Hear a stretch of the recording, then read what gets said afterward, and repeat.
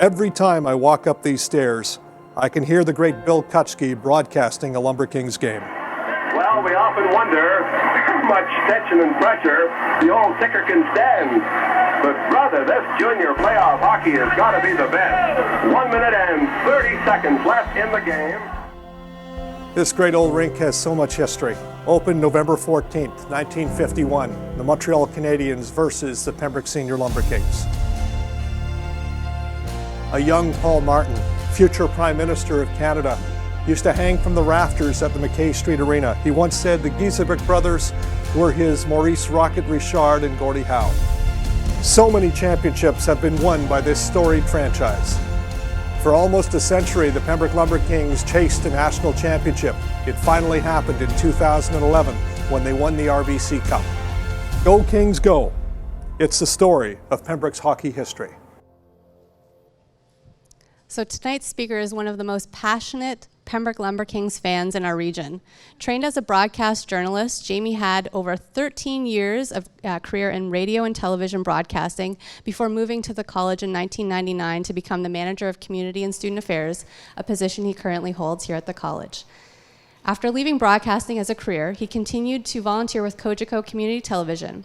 He's been the voice of the Pembroke Lumber Kings for 30 years. Having called 5 Lumber Kings championships over that time, as well as 3 Eastern Canadian Championship games.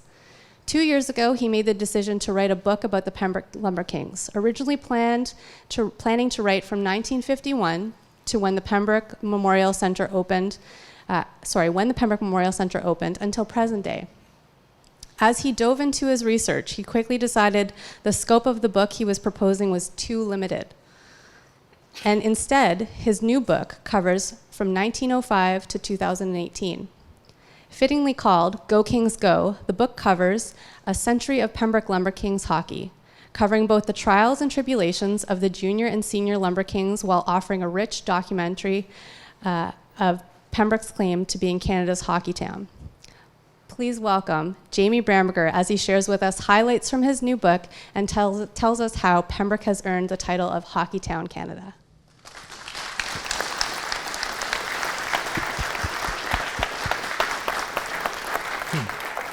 Thank you, Jody. I don't get to make presentations with hockey sticks in my hands very often, so tonight seems appropriate.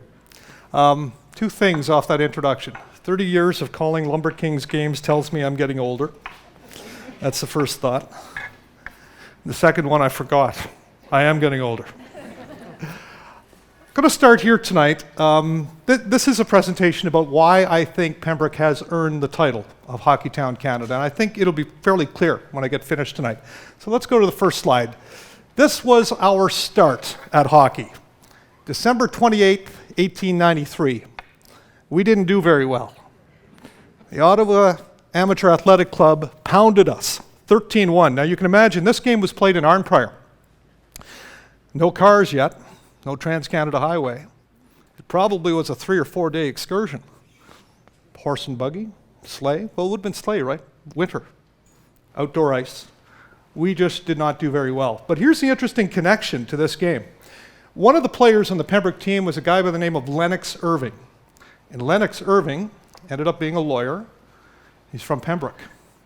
And he was at Queen's University 13 years earlier. And the significance of that is this. The first hockey game played in Canada on record was the game that Lennox Irving scored the only goal. A 1-0 win for Queen's over the Royal Military College. Now, isn't that a great connection to Pembroke? And I think that's a great way to start our evening. When I wrote the book, this was the second thought I had. Had I just stuck with the original plan, 1951 on, probably would have saved me a year. But the darn story was too interesting once I got into the research. So if we can go to the next slide, Sean. This is the Mackay Street Arena. How many of you were in the Mackay Street Arena? Oh, I got a few. Very good. It's been closed for a while. All right. My father was in the Mackay Street Arena. He's here tonight with my mom. And Dad used to always say they were hanging from the rafters at the Mackay Street Arena. And I kept trying to get my head wrapped around that, thinking, hanging from the rafters. Who the heck goes to a hockey game and hangs from the rafters?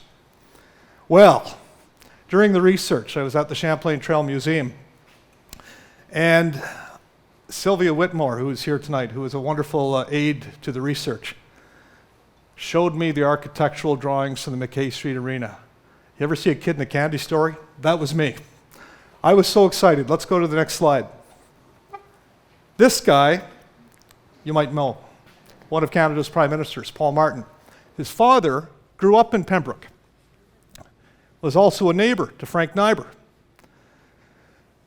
Paul Martin, when he was here a couple of years ago, I was doing an interview with him just about his father. I was shooting this at the Champlain Trail Museum.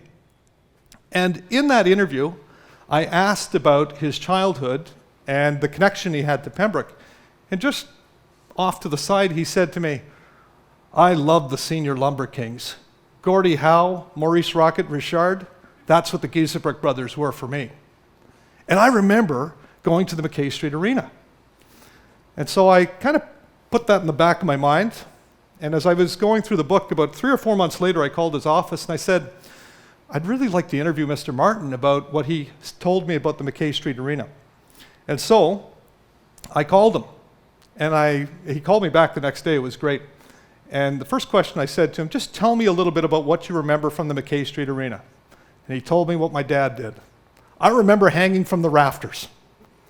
The Mackay Street Arena was 65 feet tall. The rafters were pretty high. They would slide across the rafters. Imagine sitting on the rafters, rather precarious, downright dangerous, and you're watching the action below. And there was a future Prime Minister of Canada, Paul Martin, doing that. And the best part of that is the first time he did it, he was only a young boy. And they would often come back to Pembroke because his father was a cabinet minister in Ottawa under the government of Mackenzie King. And Mr. Martin would come back to Pembroke because he had his mother and father were here, there were 2 sisters here, so he was a frequent visitor. He'd go to the Mackay Street Arena, and he was a talker. So Paul Martin Sr. would like to talk to the crowd, get the pulse of what's going on in rural politics, meet some old friends. The younger Martin, the young boy, would hang around with the other youngsters, get himself in trouble, ended up in the rafters. So the first time he did it, he came home to his grandparents' house, and he couldn't wait to tell them. He said, Grandma, I just watched a hockey game from the rafters. To which Mr. Martin said, my father was raked over the coals. I think he used the words, my grandmother gave my father the heights of hell for his lax supervision. So you can just imagine what that experience must have been like for the young boys that would go up into the rafters. Next slide, please. This is another shot of the Mackay Street Arena architectural drawings. You can't see this very well, but this was striking to me. This is actually the contractual agreement to build the rink. But here's what's cool about it. It's dated August 22nd, 1905. You know when the Mackay Street Arena opened? Christmas Day, 1905. 4 months they built the Mackay Street Arena. It was natural ice, so no artificial ice plant. So that's one piece. Lots of windows, as you can see. High rafters. It's very, very hard, by the way, to find any pictures of the inside of the Mackay Street Arena other than some team pictures. So you can't really get a great perspective, but these architectural drawings do allow that. So if you're Paul Martin, you're up in here. That's a long way down. Because the way the next slide, please, the way the rink was built, these are the end zones. So this is the lower floor. You can't really see this very well, but this would be Mackay Street and the entrance points coming in here. The main entrance is right here, double doors. But there are 2 doors on the ends. And they go into, this is a women's, and this is a men's change room for public skating. There's also a stairwell that goes up to the balcony, which goes all the way along the 2 sides of the rink. And then down here is a lunchroom area, and there's also a small office where Art Bogart would have hung around as the general manager of the senior Lumber Kings for many, many years. If you go upstairs, just above this part, you've got the 2 dressing rooms for the players. And what's a real modern convenience, remember, built in 1905, they had their own washrooms. I thought that was impressive in 1905 that they thought of that. There's also a band room here, so the Legion band can come and play the hits, if you will, during the hockey game. And there's a smoking room, which I found very, very comical. Do you think that anybody might have been smoking in the stands during the game? Of course they were, but they actually had a smoking room, so I suspect that was more of a social space. But that's what the rink kind of looked like. Next slide, please. And again, this is just blowing this up a little bit more. You can see it was the Pembroke Rink Company. Art Bogart's father, William Bogart, was one of the original shareholders. Eventually, the rink became the Bogarts, and Art took it over when he was 20 years old. This is the space that Art Bogart got the nickname 60/40. And the deal was, you come to him with a proposition for an event that you wanted to hold at the Mackay Street Arena, tell you what, I'll take 60% of the profit and you take 40. And he made a lifetime out of that. Pretty good business model. Never lost money. And it was a gentleman out of Renfrew. It was a Renfrew manufacturing company that actually built it. His name was a Mr. Lowe. A couple of other things just about the Mackay Street Arena. From a size perspective, it's 170 feet long, it's 80 feet wide. The corners of the rink are more squared than they are round. So if you think about a regulation size rink now, 200 feet long. So it's a lot shorter and 85 feet wide, so it's 5 feet shorter there as well. Natural ice. So they only get 8 to 10 games a season for both the junior and senior Lumber Kings. The last point I'll make on the Mackay Street Arena is a pretty famous game. So this is going back to 3 years after the Mackay Street Arena opens. The Renfrew Millionaires don't exist yet. It's the Renfrew Creamery Kings. 2 years later, Ambrose O'Brien and his father, M.J. O'Brien, actually start up the Renfrew Millionaires, which leads to the National Hockey Association, which is a rival to the Canadian Hockey Association, becomes the National Hockey League. But back 3 years after the Mackay Street Arena opened, Pembroke Senior Lumber Kings are playing the Renfrew Creamery Kings in the Ottawa Valley Final. And Renfrew hammers Pembroke in the first game in Renfrew by a score of 8-1. The second game, it's a total goal series, so you're -7. You need a touchdown. Not that easy to score in hockey. So Fred Cockburn is one of the executive of the Lumber Kings, and the panic's on. What are we going to do to get back in this series? Hockey is big business. Lots of betting on games in the early 1900s. So they call the Montreal Wanderers, who are defending Stanley Cup champions, and they essentially buy players. And one of the players they bring here is Art Ross. Ever heard of him? Art Ross, who is now the most valuable player of the National Hockey League, played 1 game for the Pembroke Senior Lumber Kings, and that was the year he did it. In those days, teams had players under contract, but because they only played a short season, other communities that wanted to win a championship could cut a deal and bring a player in for a healthy sum of money. The Kenora Thistles, who are the smallest team to ever win a National Hockey League championship, a Stanley Cup, did it around the same era, actually the year before. Town of 4,000 people, they won the Stanley Cup. Art Ross helped them do it. The Lumber Kings thought that Ross could help them win the series against Renfrew, so they brought him here. In that game, it was 5-1 for Renfrew. Art Ross scored all 5 Pembroke goals by the time he tied it up at 5. But Renfrew ended up winning at 8-5. Look it up online on Google. You'll find 1 game for Art Ross, 5 goals. Not bad for the Senior Lumber Kings. Next slide, please. Get to Lloyd Moans in just a second. He was one of many players that played for the Pembroke Senior Lumber Kings. Played here actually for 3 seasons. Last one, 1946-47. But by the time Lloyd Moans played his last season here, the Mackay Street Arena was pretty tired. There's a great story about Art Bogart. I read a newspaper story that Bill Higginson had written, and Bill often romanticized the Mackay Street Arena. But at the end of the day, it was a very cold barn that was used for ice hockey. By the end of it, the gaps in the barn board allowed an awful lot of snow to come in on a cold night. It was a cold place to watch a rink. One of the stories that Bill Higginson wrote about Art Bogart was once a fire inspector came to see the Mackay Street Arena, and Bogey was not in the mood for the fire inspector's questions about the second floor mezzanine or balcony that was along the sides of the rink. And he said to him, "Mr. Bogart, what would happen if a fire broke out in here? And this is what Art did. He turned, he kicked his foot as hard as he could through the barn board and said, well, they'd jump out, of course. That was the condition the Mackay Street Arena was in by the end. And so the Pembroke Memorial Centre was needed, and it was the end of the Second World War, and there was a huge community cause. The last point I'll make about the fire marshal, a year after the Mackay Street Arena closed, can we just move to the next slide?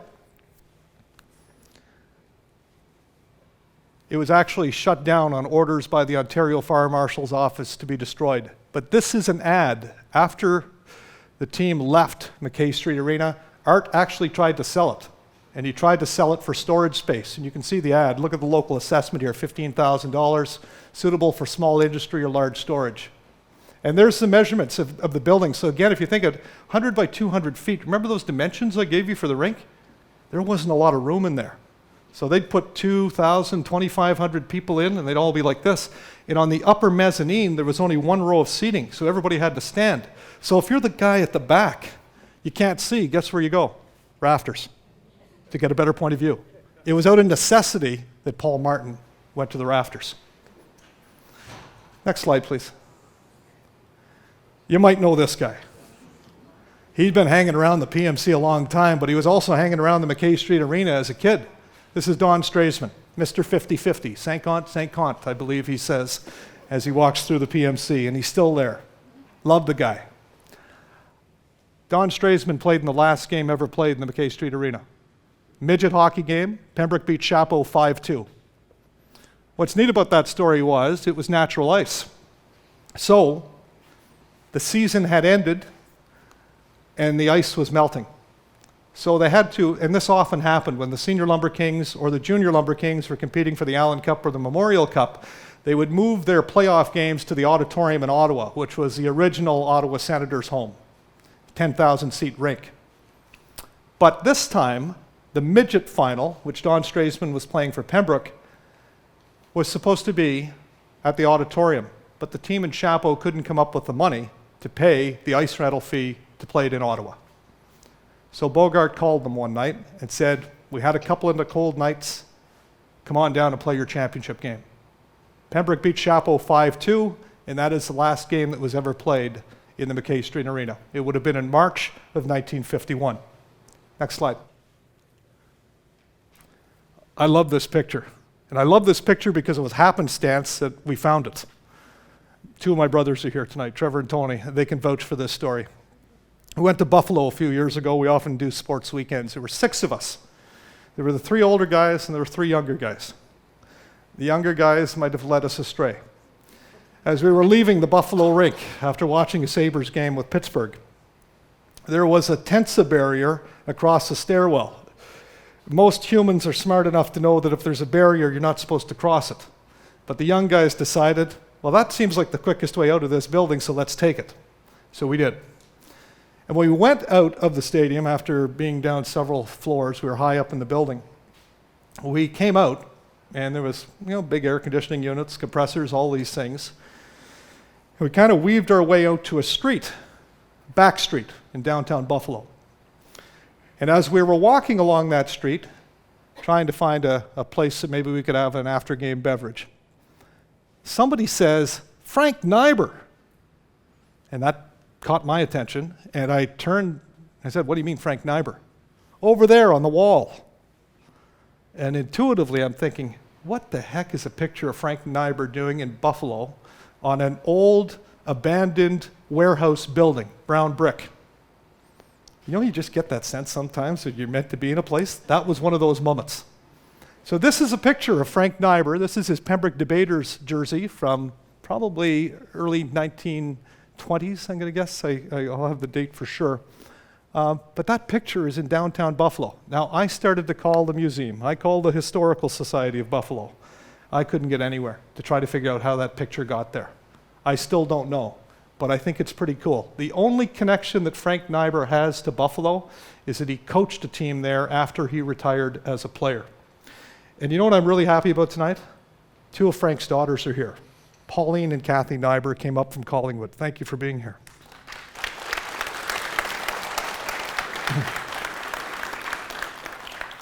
Frank Nighbor was born January 26, 1893. Now, I think this is also a really neat coincidence. Remember the year Pembroke played its first hockey game? 1893. He's almost to the day of the first game. His birth date is January 26th, so about a month and a day apart, which is kind of cool. At 16 years of age, he's playing for the Pembroke Debaters. He scores 6 goals, 4 assists. It's only a 6-game schedule because of the natural lights. He has a teammate, next slide, by the name of Harry Cameron. That's not him. That's Frank's 1915 skates at the Hockey Hall of Fame. Talk about the skates in a moment. Next slide. It's a video. Okay, let's do that. Just before we played, we're going to play it right now? Okay, Frank Nighbor. Bear with me. Let me tell you a little bit more about Frank Nighbor. His claim to fame, not only did he win 5 Stanley Cups, which is pretty incredible. He's the most famous player to come out of Pembroke, no doubt about that. Won 1 with Vancouver, 4 with the Ottawa Senators. But he's best known for the poke check, or as he called it, the hook check. And it's an impressive feat. I don't know if anyone's ever seen this. This is a 1940 National Film Board hockey instructional video. It's a 30-minute documentary. Frank Nighbor and Dave Bayan, actually, who is also a pretty good hockey player in Pembroke, and they were business partners, are in this video. But I've pulled out the piece with Frank. It's shot here in Pembroke. Half of the video is with the Toronto Maple Leafs. The other half is here in Pembroke. And in this one, Frank is on the Indian River teaching some young kids how to play the sport. And what excited me was he demonstrates the hook check, because I could not get my head wrapped around what that hook check was. Have a look. Often a couple will practice stick handling together, and if they're lucky, they'll be interrupted by an old-timer. After all, how long ago was it that the great Frank Nighbor was learning the stuff himself on this very river? First, you want to learn how to hold that stick, says Frank. It's not a baseball bat, and it's not a shovel. Your wrists mustn't be too stiff, and if they're too weak, you'll never get snap into a pass. Stick handling is still important, no matter what they do to the game.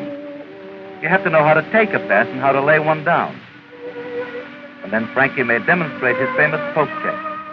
The kids try it themselves for hours, back-breaking hours, but they consider themselves lucky.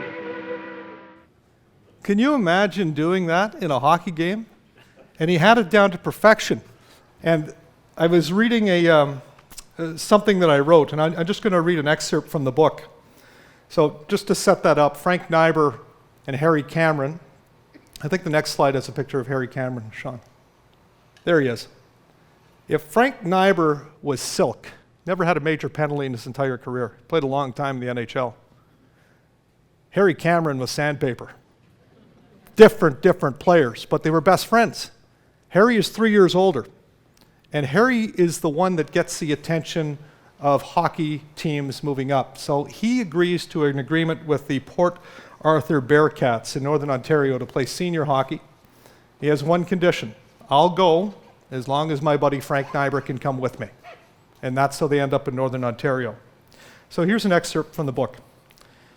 It was with the Bearcats that Nighbor would be introduced to the hook check by teammate Jack Walker. In an interview with Mike Jay of the Vancouver Daily World in 1913, when Nighbor was 20 years old, he told the interviewer, "I have always used it. I always skate low and lay my stick close to the ice. I have a long reach and I put my stick out and take the puck." Very few players had success with the hook check, but Nighbor mastered it. It involved chasing down the puck carrier, and while he was confronted by a teammate, dropping to one knee and sweeping in with your stick level to the ice, pulling the puck away and then turning up ice. Nighbor became so good at it that it left other players mesmerized. Nighbor's unique style of play was gathering attention from teams across the country. The young man who had grown up in Pembroke didn't appear to be missing his hometown. If he had any homesickness, he didn't show it. He quickly adjusted to living in new and larger communities. After one season in Toronto, that's where he went after he left Northern Ontario, he parted ways with Cameron and crossed the nation to join the Vancouver Millionaires of the Pacific Coast Hockey Association. There he would score 10 goals in 11 games and become acquainted with Wellington Cyclone Taylor, one of the game's greatest scorers. In his second season in Vancouver, Nighbor added to his point total, racking up 23 goals in 17 games. but it was his defensive prowess and his transition game that continued to make him stand out. By this point, he had perfected both the hook and poke checks.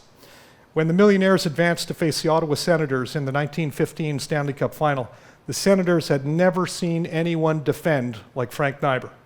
The Ottawa Evening Journal wrote, "Frank Nighbor and his peculiar hook check seemed to completely nonplus the visitors, and frequently they would stare at him in amazement as he stole the rubber off the end of their sticks when they were apparently off for a clear breakaway." The guy was good, really good. Again, just imagine putting your stick level to the ice and somehow being able to take that and get momentum and go down the ice and score. That's the kind of hockey player he was. An amazing hockey player. Harry Cameron. Let me talk a little bit about Harry Cameron. These links to Pembroke as a hockey town are kind of cool. So Harry Cameron signs with the Toronto Blue Shirts. Nighbor follows him down to Toronto. Cameron played most of his career there. He stayed in Toronto when Nighbor went out west. But Harry Cameron has a footnote. Everybody has heard of the Gordie Howe hat trick. Well, the hockey players in the room have. So the Gordie Howe hat trick that has been branded after Mr. Howe is a goal, an assist, and a fight in a hockey game. It was actually Harry Cameron that created that. Trust me, he spent enough time in the sin bin. Because he was a decent scorer too. So kind of a neat little angle there. The next slide, please, is Pembroke's other Hall of Famer. There are three of them. This is Hughie Lehman. Hughie's older than both Frank Nighbor and Harry Cameron. He actually only got to play one season in the Mackay Street Arena. Most of his time was played on outdoor rinks when he was in Pembroke. And then he had some time in Southern Ontario, spent most of his career in the Pacific Hockey Association with Vancouver. Good goalie. Competed for the Stanley Cup 8 times, including twice in 1 year. Because in those days, teams could challenge the defending Stanley Cup champion at any point. And if they accepted that challenge, they would take them on, usually in a 2 or 3 game series. Total goals are best of 3. So twice, by the way, he lost both of those years. Imagine that, losing a Stanley Cup 1 year is bad enough. Losing twice in the same year? That's tough. He only won one. You know the year he won? 1915 with Frank Nighbor as his teammate in Vancouver. Then Frank left and helped Ottawa win 4 more. Lehman should have joined him. He never won another Stanley Cup. Frank Nighbor, I'll just close this out. He played until 1929-30 in Ottawa. He ended his career with the Toronto Maple Leafs, and he did a little bit of coaching after that. And then he retired, and he came back to Pembroke. As a player, he retired, and he ran an insurance business here with David Bain. Next slide, please. This is one more thing. That's Frank Nighbor. Frank Nighbor's not well here. This is 1966. He's battling cancer. You know who the other 2 guys are? Some of you might have seen this picture. Bobby Orr, Chris Hayes. Do you know how Bobby Orr ended up in Pembroke? Yeah. Oh, good. Some of you don't. Do you want to share? I'll do it only because I have the microphone.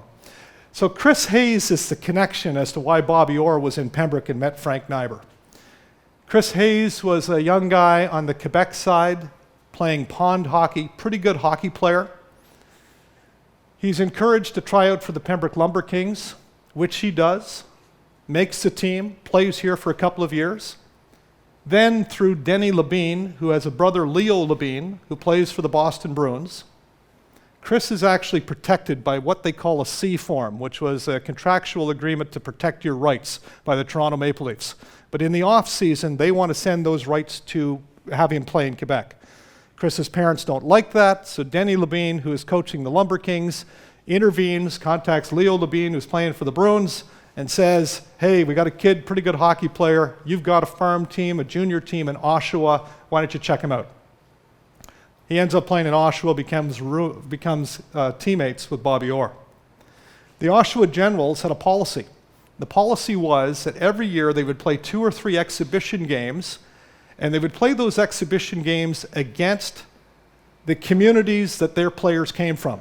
So in Chris Hayes' case, he's from Chapeau. The nearest junior hockey team is Pembroke. So the Oshawa Generals come to Pembroke to play the Pembroke Lumber Kings in an exhibition game. And when they do that, Bobby Orr and this is crafty, by the way, Bill Higginson, Art Gallagher, Bill Kutschke. 3 broadcasters, journalists in the area. They say, holy mackerel, Frank Nighbor's not doing well. He's a Hockey Hall of Famer, and this Bobby Orr kid is going to be something. He's probably going to be the best hockey player that this league has seen in a long, long time. So they start to think about a photo opportunity, linking Frank Nighbor, the Hall of Famer, to Bobby Orr, the kid, who's about to rewrite the record books in the NHL. And that's how that picture came to be. Frank Nighbor died not long after that.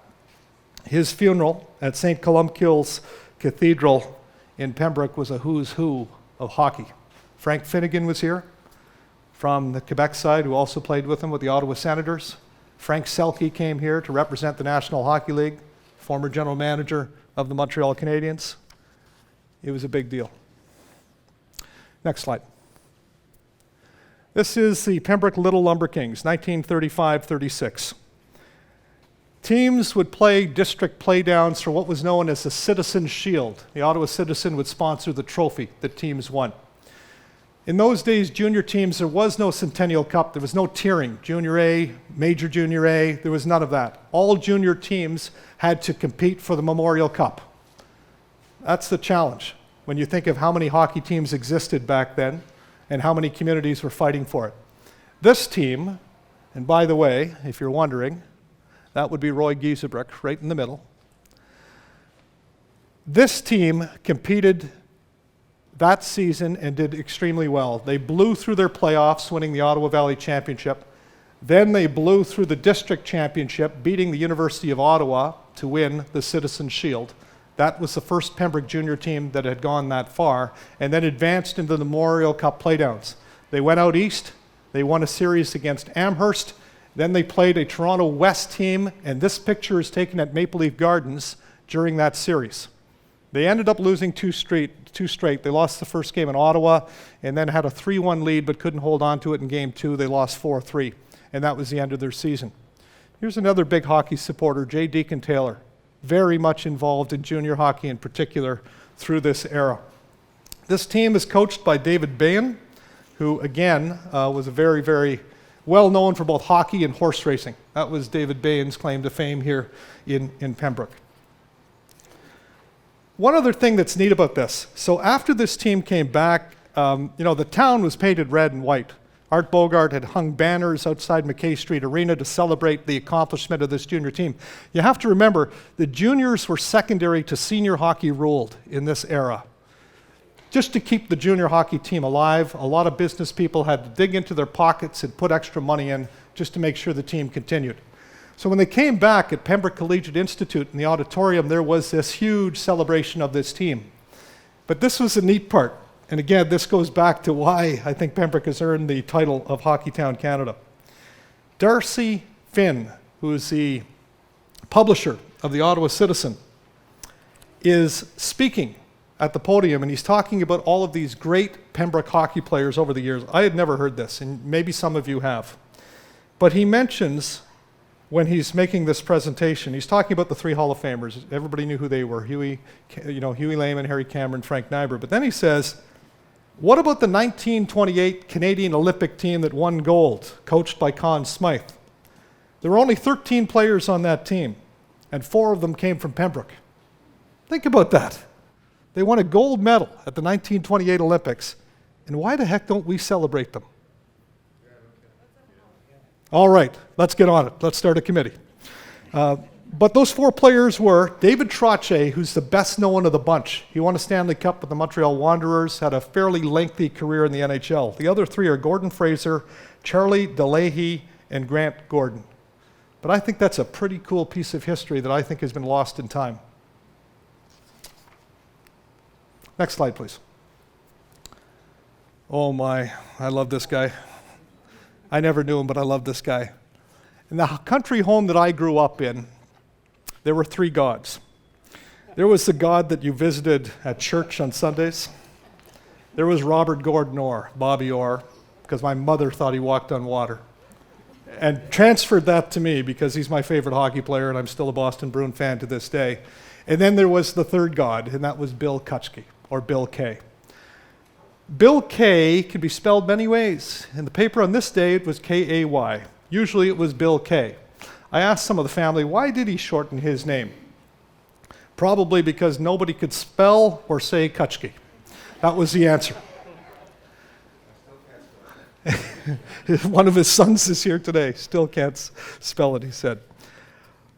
Bill Kutschke joined CHOV Radio shortly after it signed on in 1942. The radio station came from Gordon Archibald and D.A. Jones. A few years later, Archibald bought him out and brought television to Pembroke in 1952. Kutschke was an honors graduate from Pembroke Collegiate Institute, really taken by radio. Started to hang around the radio station, got to know Archibald, and on November 1st, 1942, after he's hired as the sports director of CHOV, or sports reporter, whatever you would like to call it, he calls his first Lumber Kings game. It's November, there's natural ice at Mackay Street Arena, so it's a road game where there is actually some artificial ice. That's 1942. I'm going to play something for you. It's a little bit longer, and I'm hoping that the audio will work okay in this big room. But listen to his description. This is from 1966, Game 7, Pembroke Lumber Kings versus the Buckingham Beavers. Kings were leading 4-2 in the third period. He was over the center ice line when he let it go. Now here's Larry Mick in the clear. Larry Mick going down with one man back and travel for it.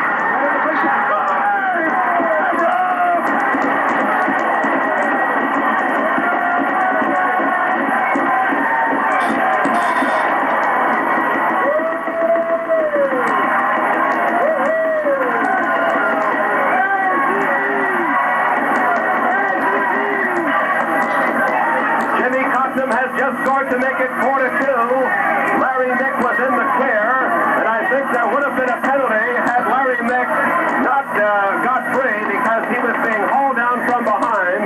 But it looked as though Larry got the initial shot away, and I think perhaps maybe LaSalle might have misjudged it just a little bit. At least it pulled him out of the crease hard, and then Cotton was able to push him behind. We'll bring it down, Another Sean. face-off to the right of Lavalley. You get an idea of the energy he has in his call. He was a great, great broadcaster. One of the favorite stories that I told in the book was from talking to the Kutschke family. Bill K. died very young, 47. It's a real shame. He had a heart attack, a few heart attacks actually, a few years earlier, and we lost him too young. Again, I didn't know the man, but I've heard enough of his clips to know that he was one heck of a broadcaster. Just his description of the games. But one of the stories is that he was being courted by professional sporting teams to leave Pembroke to become a broadcaster somewhere else. Family isn't sure completely. Bob, who's the oldest son, who might remember the most of this, remembers a family meeting where they talked about him going to the United States. He believes it was for a professional baseball play-by-play contract, but there was also an inquiry from a New York-based hockey team. Was it the Rangers or was it the Islanders? He died in 1972. The Islanders started in 72. Therefore, they would have been looking for a play-by-play announcer in the year or so before that, year and a half, as an expansion team.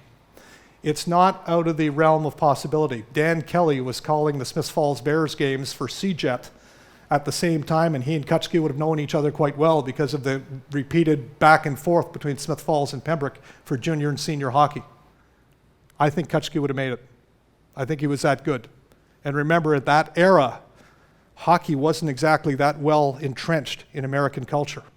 With the expansion teams that were coming up, you had to know something about hockey to be able to broadcast a game. Kutschke would have fit the bill. I think he would have made it. In the 1960s, at the height of his popularity, Bill K. was a very, very popular man. He ran for politics, eventually became the mayor of the town of Pembroke, a very, very busy guy. I don't doubt that his lifestyle probably led to his demise. Worked long, long hours, probably didn't eat as well as he should have. There was a history of heart issues in the family, and again, it was a real shame that we lost him when we did. Next slide. Hasn't changed much, has it? 67 years. That's the front page of the Pembroke Standard Observer, where the PMC is about to be opened. And that's it today. That picture was taken just a few weeks ago. I love that rink. Anybody else love that rink? I walk into that building and I just feel like I've gone back in time. And if I ever shed a tear at a building being taken down, it'll be that one. This all started after the war. 1947, 2 years after the war, a discussion starts, a community hall meeting, town hall meeting, to say we really should be looking at some sort of memorial for those who gave their lives in the First and Second World War. And by the way, Art Bogart's rink's getting awfully old. It needs to be replaced. And a lot of other communities are getting new rinks, and they have artificial ice. Let's try to build a rink. No government grants, has to be a community fundraising effort. So, they start up a committee. They start fundraising. First fundraising campaign, they actually do very, very well. They bring Barbara Ann Scott to Pembroke. All kinds of young people flock because she's about to become an Olympic champion. She's a big deal. They sell tickets to that event. It's a meal. They raise quite a bit of money. The first fundraising campaign, they raised $95,000. The price tag for the Memorial Center is $310,000, so they got a ways to go. Remember, this is 1951. People are not making big money. That's millions of dollars in today. After that first fundraising effort is exhausted, new committee comes along, they try it again. Second committee doesn't do very, very well. But they've raised enough money that they put a shovel in the ground and they start to build the Memorial Center. But the problem is, by 1949, they've got this shell of a building built where kids used to jump through maple trees, old Manitoba maples. It was called the jungle. It's a swamp. They put the rink in there. And now they're at a standstill. They don't have enough money to get there. So the panic is on. So a real hard push. In the last campaign, the third fundraising effort that they make in 1950, is called the Donate to Commemorate campaign. This is it. This is it is a pressure point that we have to get this project done or we're going to be left with a white elephant. This little pin that I have on, this is a neat little thing. Milton Bornstein, I interviewed him because he remembered the Mackay Street Arena well, and he remembers the campaign to build this. And all of a sudden he pulls out of his top drawer and he says, I think you'd probably like this more than I would. This is 68 years old. It's 1950, and it says, I gave. Pembroke Memorial Campaign. This is what they did. When someone gave, they got a pin, and you proudly wore it around the community to engage others to give to the cause.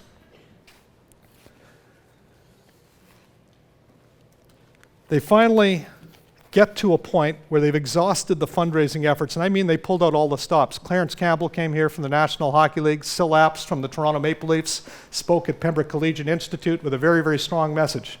There are three things that are important in life: church, family, and hockey.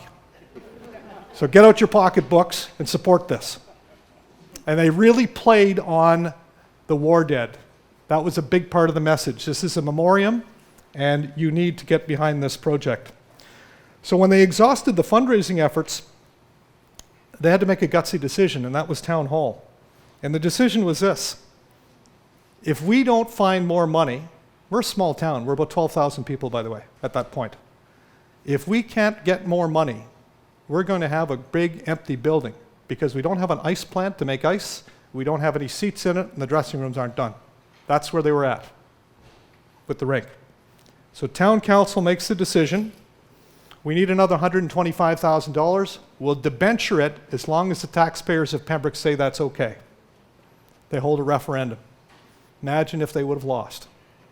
They won. October 2nd, 1950, the vote passes by a margin of 892 to 502. That's how many people voted and made the decision that the Memorial Center would be built. And it was. I do like this too. Fundraising committee placed a full-page ad in the Pembroke Standard that said, and this is, you want to talk about pressure. This is what it said. It would not be taking a progressive attitude to vote against this bylaw and thus hold this project at a standstill. Pretty clear message. And as I said, they did do it. Next slide, please. November 11th, 1951 was a Sunday. It's actually the day that the Memorial Centre was christened. There was a senior hockey game that took place a couple of weeks before that between Smiths Falls and Pembroke. Lumber Kings came back to win it, actually in overtime with a couple of late goals, and they pulled Fred Murphy in the goal. More than 5,000 people, according to the newspapers, in the rink on the day that they christened the Memorial Centre. It was done by Lieutenant Governor Ray Lawson. This plaque was unveiled. That's been there since November 11th, 51. And then, 3 days later, they moved forward with a hockey game. Next slide, please. And this is a team that suited up for the Pembroke Lumber Kings, November 14th, 1951. There's Art Bogart, Cully Simon, Bruce Giesebrecht, Lionel Barber. You might know some of these players. Leo LaFrance, team president. This team took on the Canadians, and there were 6 Hall of Famers for the Montreal Canadiens in that game. Next slide, please. Lionel Barber is the reason this book got written. Just by chance, I ran into his son, who I had not seen for many, many years. And I asked him one night, this is going back to January of 2017, I think. I asked him how his dad was doing. And at that point he said he's doing okay, but he's had a few health issues. So I left the rink that night, and I called him the next day and I said, Lionel, you know, I knew Lionel was the last survivor of that Pembroke Senior Lumber Kings team that played against the Montreal Canadiens. And I thought, you know, there's a piece of history there. I have a cable television program, so I invited Lionel in for a sit-down interview for a half an hour. And we talked about opening night. This is the kicker, though. As I'm finishing the program, and we're shaking hands, and you know the music is playing, the show's over, then he starts telling me about chasing Rocket Richard around the ice that night. And I said to him, Lionel, you're killing me. That's the best part of the story. So I'm going to give you a demonstration of what Lionel Barber went through that night. Gentlemen, brother 1, brother 2, get up here. All right. My fighting days are over. Jimmy, you're in too. Come here. This is my brother Tony. This is my brother Trevor. I feel like this is an episode of, this is my brother Daryl and Daryl. Anyway, Jimmy, you're in nets. I want to introduce you to Fred Murphy. He was playing that night for the Lumber Kings. You're Elmer Lack. Pretend you've got a stick in your hands, like this. I get the stick. And you, because you've got such, no, I get to be the Rocket, you get to be Lionel. The best part about this experience is none of us are going home with broken teeth. So it's just like the old days when we were on the rink. So if this is Fred Murphy in nets, and this is Elmer Lack, and the Canadians have the puck in the zone, let's imagine this is the blue line. Obviously, we're working with a small rink here. Lionel tells me, Cully Simon says to me, you've got one job, Lionel. Stick to Rocket Richard. You're the youngest player in the team. You're only 20. Don't let him out of your sight. So Lionel does that. Pembroke scores 2 quick goals. They're up 2-0. Canadians come back, tied up at 2. And then this happens. So the Rocket, remember, they're in the offensive zone. Now, if you know hockey, would you ever have a player leave the offensive zone when the puck was inside the blue line? No, you wouldn't. But Lionel and the Rocket's playing with them, really. And here's what the Rocket does. He leaves the offensive zone while Elmer Lack is in the corner. Go ahead and stick handle, Trev. You got the puck. Okay. You follow me because you're Lionel. You go wherever I go. All right. So the Rocket skates out. I'm not very good skating when I've got dress shoes on. Comes out here. You with me, Lionel? All right. Comes all the way out to center ice. Keep following me, Lionel. And then the Rocket comes back in. Trev, get your stick. You're about to pass to me. And Elmer Lack feeds him, and he comes in, and he beats Fred Murphy. Now, can you imagine? You're good, gentlemen. Thank you very much.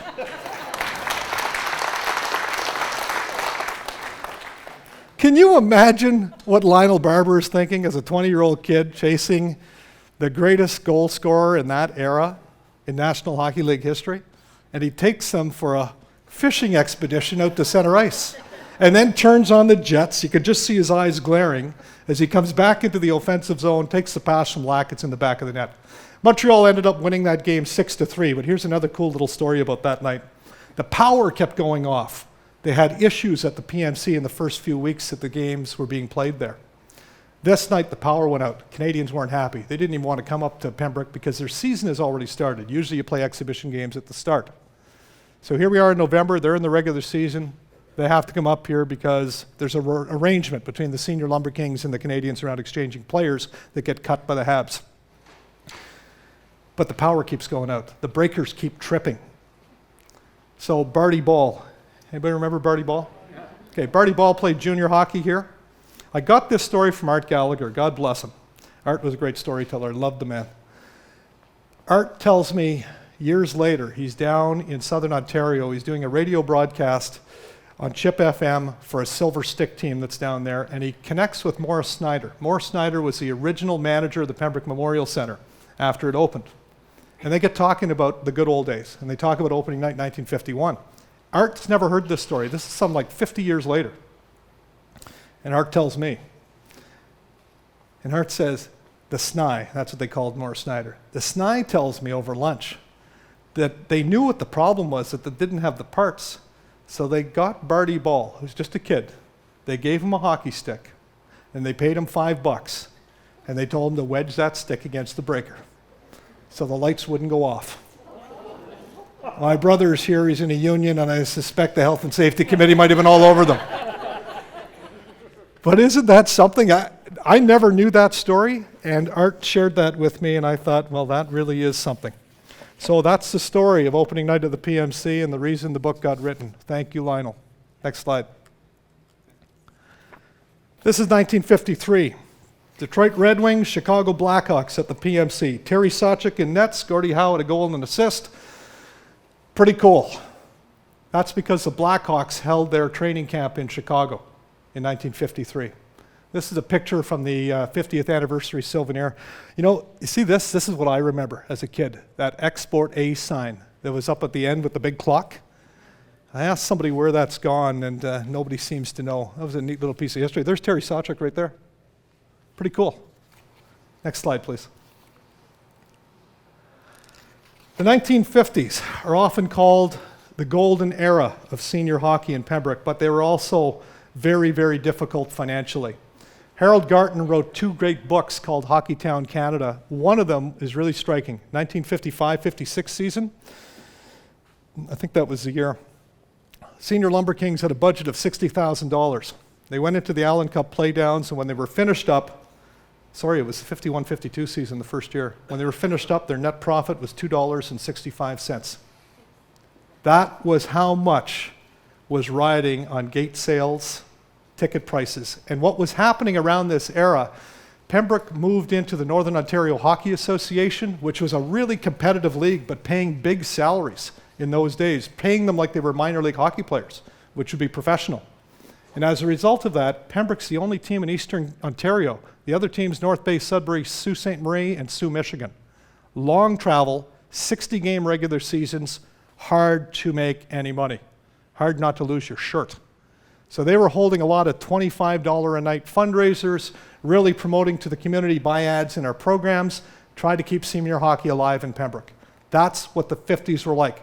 Greatest hockey this community's probably ever seen, but really, really precarious. Some of these headlines suggest that.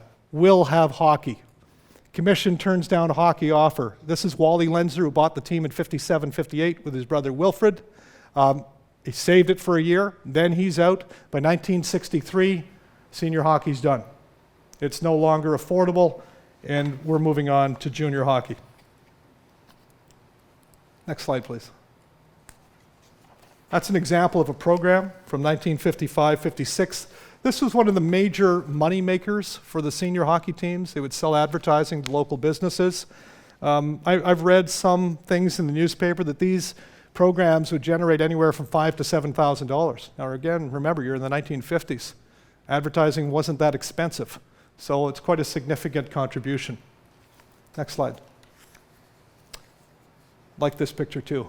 5 of the 6 Giesebrecht brothers. This is at a charity hockey game in the 1960s. What a great, great hockey family. Of course, Roy was the one that made it to the NHL from 1939 to 1942, 135 games. First game he played for Detroit, hat trick. Second in the race for Rookie of the Year. Makes an interesting decision. In 1942, he's playing for the Red Wings. Toronto Maple Leafs make history. Red Wings are leading the series 3-0 in the Stanley Cup final. Leafs win the next 4. Roy's in that series. The last game he plays is a significant piece of hockey history because Toronto was the first team to come back from down 3-0. They win Game 7. After that game, he left hockey, left pro hockey to go into the military. Served in the Second World War, as did some of his brothers. And as a result, when he came back, he just said, that's it. I'm not in shape. It actually doesn't pay that well, and we have a family business. And I'm going to join the family business, and that's what he did. Bruce Giesebrecht, here, right, Stephanie? I got your dad right, yeah? Right in the middle, is also a great hockey player, as are Bert and Jack. Fred played more locally. Dick did not play with the Lumber Kings to the same extent that these gentlemen did. But I think, from the research I did, Bruce should have been in the NHL. And he would have been had it not been for a serious car accident that happened in 1951 in Omaha. 5 players involved in a car accident. 1 of them were killed. Bruce was badly injured. And he came back to Pembroke and ended up playing with the senior Lumber Kings. But he was a great, great hockey player as well. Next slide, please. And there is a headline from that car accident. You can see Bruce Giesebrecht in hospital in Denver with severe injuries. Next slide. That's Richard Samson, who's here tonight, signing his contract in the 60s between Art Bogart and Bill Higginson. Lots of great pictures. Next slide, please. That's a program from a team that was really good, 1972-73. Art Bogart's the general manager, and Mac McLean is the head coach. Next slide. This is a team that loses only 4 games all season. Mac's older here. This is his last round as a Lumber Kings coach when he gets his 700th career win. But in 72-73, he has a powerhouse team. And they go all the way to the Centennial Cup final. They lose to the Portage La Prairie Terriers in 5 games. Lots and lots and lots of stories about that particular year. I'm going to share one excerpt from the book. This is Game 7 of an Eastern Canadian semifinal against the Chatham Maroons. It puts into perspective what hockey was like in the 1970s. In Game 7, the Kings were really going. Tim Young would pick up a hat trick as Pembroke blew out Chatham 6-1 in a fight-filled game that lasted more than 3 hours. The trouble started late in the first period when Rod Shute got into a squabble with Chatham's Randy McGregor. When the Maroons defenseman Ken Houston started picking up his teammates' gloves, a fan threw a soft drink at him, prompting Houston to try to get into the stands. As Houston swung his stick at the fan that he thought threw the drink at him, another altercation started when some fans got hold of some plywood. The plywood had been installed in the end zones of the arena to restrict access to a section of the PMC that had been closed for safety reasons. The fans ripped it free, threw it on the ice near the Chatham players. Several Maroons then tried to climb the plexiglass to get at those fans. Fortunately, they couldn't get over the high glass, and the officials managed to restore order. Anybody remember when the PMC for about 5 years had all those wooden plywood pieces in the end zones because there was a work order? There was a whole bunch of rinks in Ontario that there was a lot of snow one year, and the roof started to really sag under the weight, and they had to reinforce it, but it took a long time. It was about 5 years. The end zones were like that. On that particular night, the plywood became a weapon, and fortunately, no one was injured. Next slide, please. This is another example of what junior hockey might have been like in the 70s. You'll remember this movie. Can we just show the clip, and then I'll tell you what this is about. Okay, guys, show us what you got.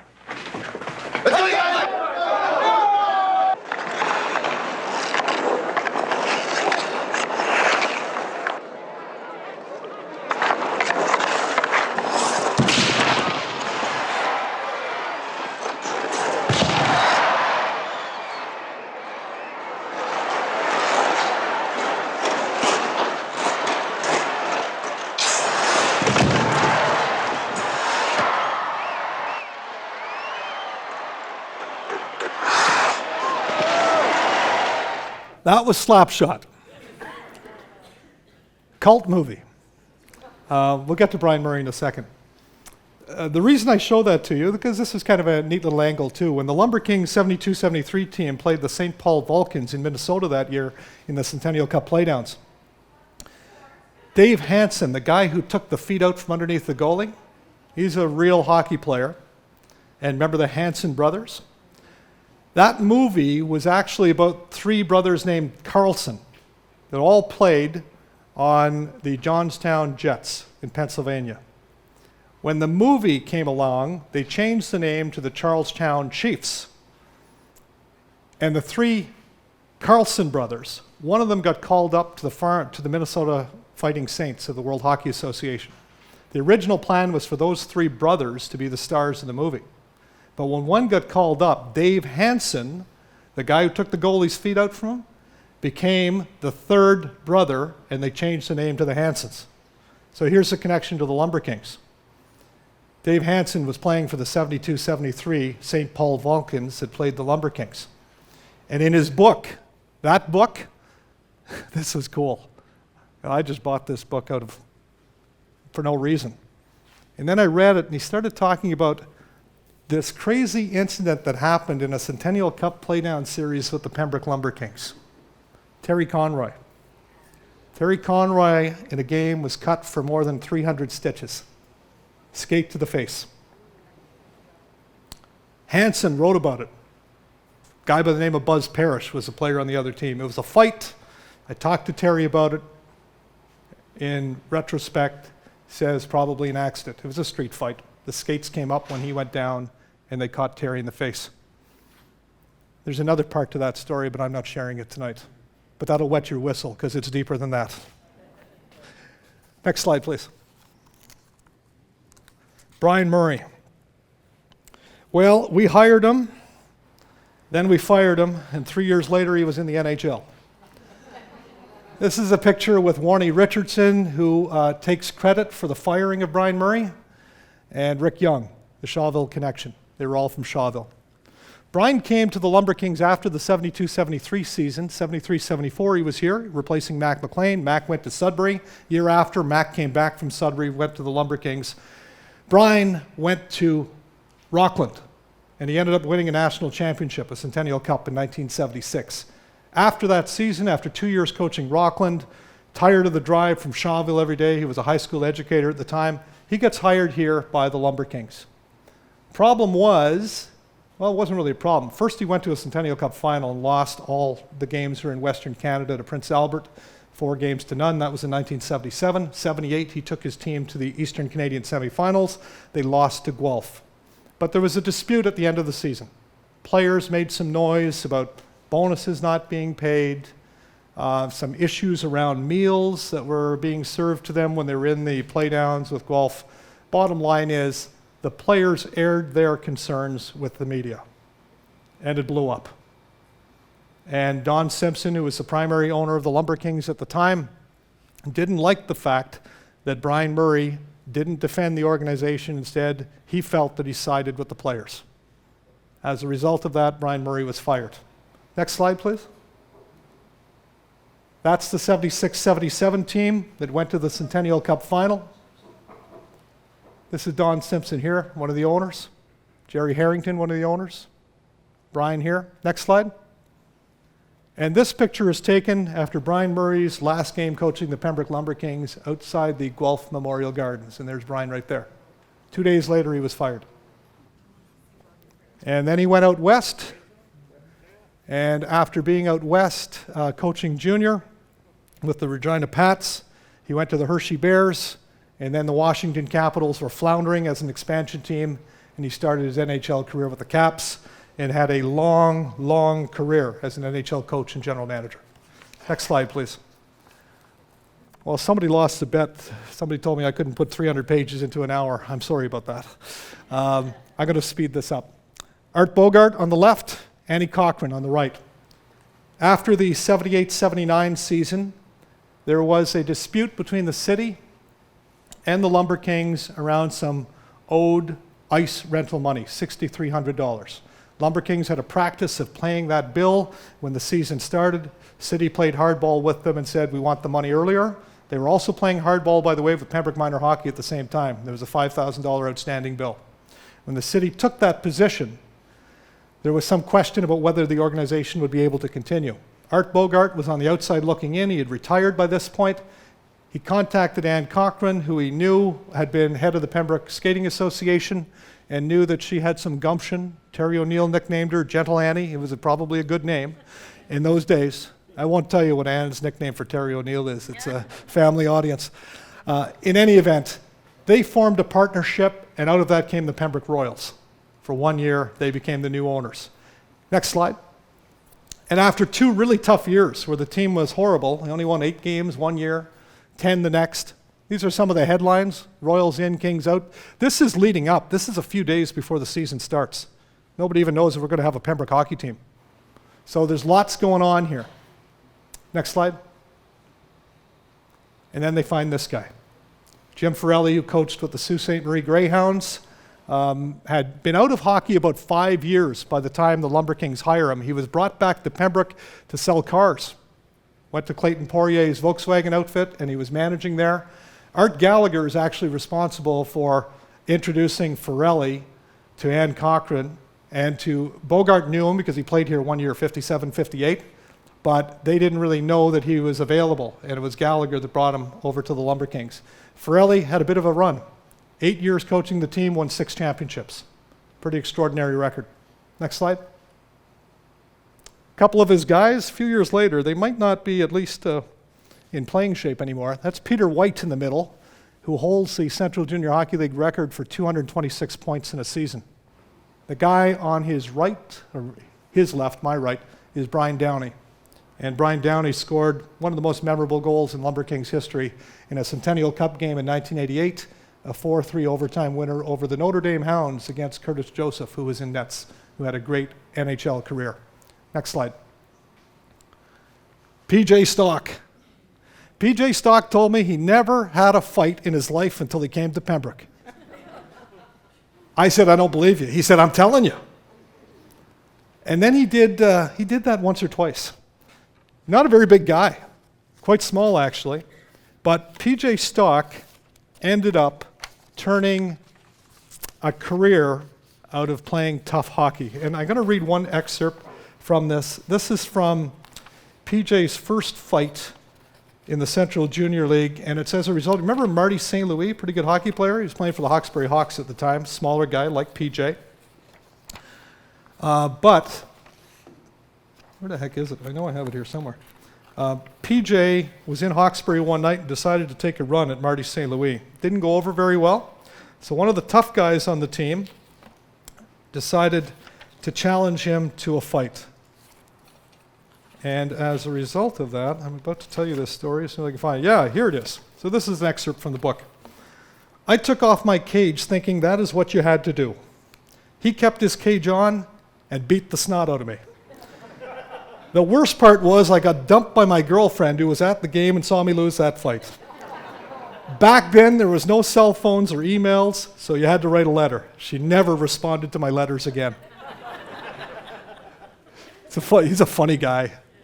He had 2 seasons here with almost 200 minutes in penalties, but he also had a 73-point season. He went to Victoriaville to play Major Junior with his brother Dean. Those 2 years, he had over 800 penalty minutes in 2 seasons. He spent a lot of time in the penalty box. He made a career out of it. Sadly, his brother died of ALS a few years ago, and that's part of his story in the book as well. Next slide. Terry Olsheski bought the team. He was sitting in those seats watching his daughter skating lessons, and a conversation started, and he was remembering the night when they were tearing the plywood off the walls in 1972-73, and the nostalgic piece of that Lumber King team and how far they had gone. And that was the night that Terry decided he was going to buy the team. And he owned them for 8 years. Unfortunately, he was a great owner. Everything off ice was exceptional, but they just did not have a lot of success on ice. Next slide. But they did do this. Dinas Zubras had a 20-year NHL career. This is an extraordinary story.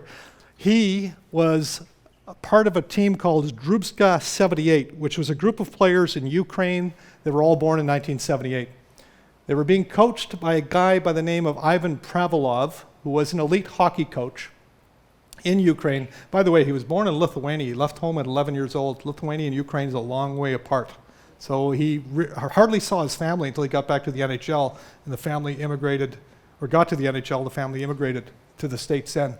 So as an 11-year-old, he's playing a long way from home in Ukraine. This elite hockey team is being formed, and they're barnstormers. They make more than 250 trips to North America to play in tournaments, play junior teams as they get older. The Soviet Union is crumbling. Player agents are thirsty to get behind the Iron Curtain and see what kind of junior hockey talent is there. Zubras is one of those guys.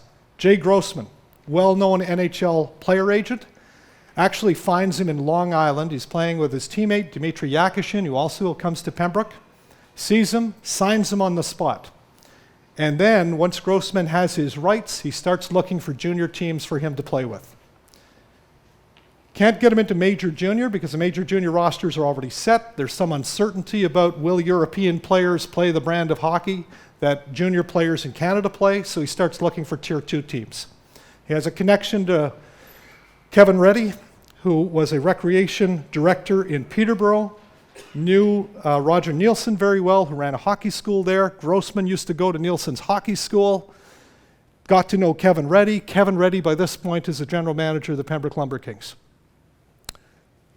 Grossman calls Reddy, says, I got a couple of kids from Ukraine. They're going to be NHL draft picks. Are you interested? They end up in Pembroke. He was a great hockey player. That team did not do well that year. They didn't make the playoffs. He played 8 more games in Caledon with the Junior A team, and then something absolutely extraordinary happened. He was selected 15th overall in the National Hockey League draft by the Philadelphia Flyers. He made the jump from Junior A, Tier 2 to the NHL without playing a single game in Major Junior, college hockey, minor league hockey. Nobody does that. That's like skipping 4 or 5 levels of hockey.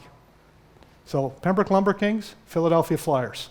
And he caps it by scoring the first goal in the Wells Fargo Center in Philadelphia when the new rink opens.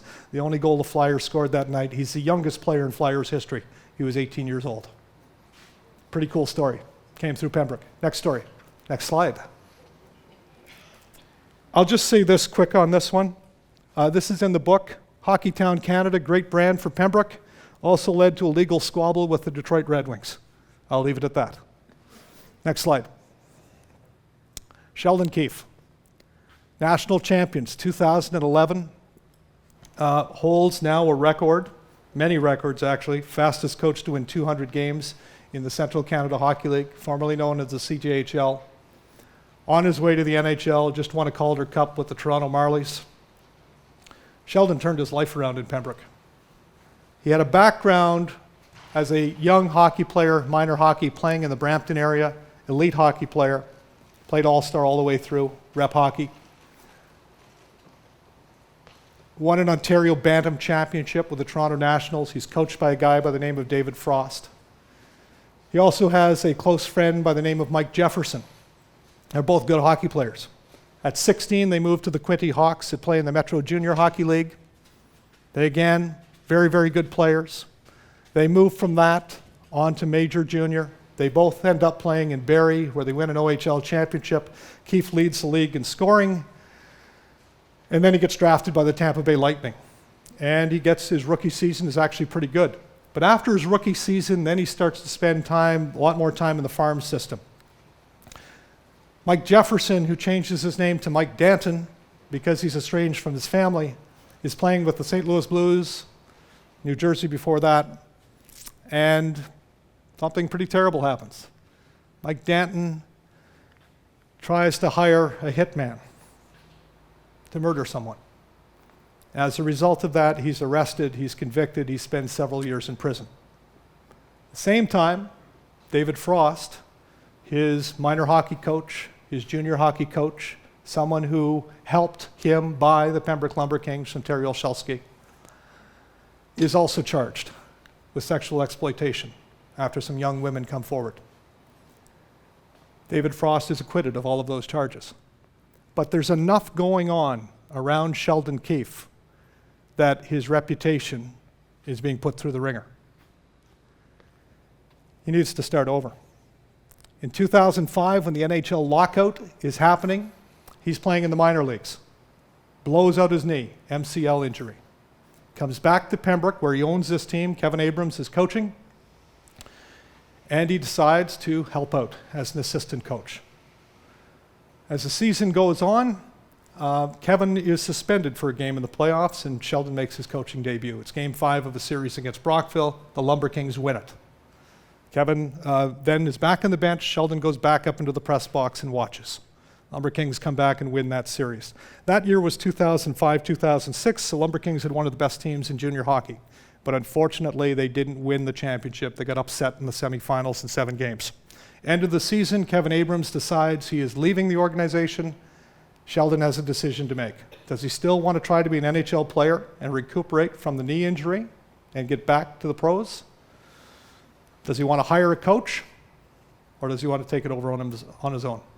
He makes the decision to take it over. Retires from hockey, becomes the coach, general manager, and owner of the Lumber Kings, and goes on an unprecedented run of 5 consecutive championships.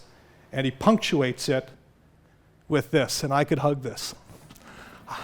This city waited a long time for that. A national championship in 2011. Art Bogart had to be turning over in his grave because he chased it for years and years and years. Next slide. And this is what Sheldon's first championship sounded like, 2007.